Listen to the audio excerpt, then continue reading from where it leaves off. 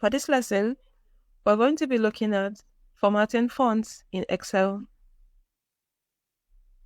You can format fonts in 4 different ways.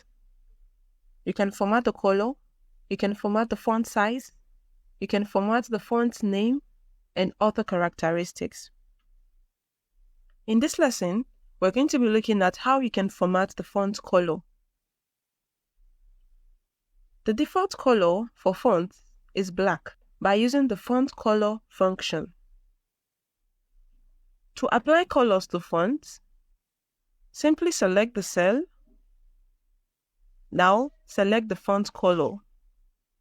One thing you should note is that the font color, it goes for both text and numbers. The font color command remembers the color used last time.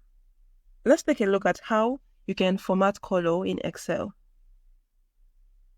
Now we have this worksheet. It gives us the color for each column. So we're starting with red. Now to color in Excel, you simply select the cell you want to color. Now you can either right-click on it and select the color from this formatting bar here, or you can go to the ribbon and choose the color right here. So this one says color me red. Now we have this dark red, you have red. Choose red. Now this says color me blue.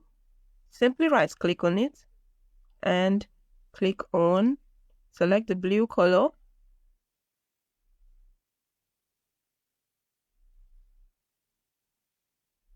Dark blue. Blue.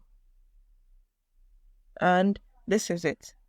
Remember that the font color formatting also works for numbers and text.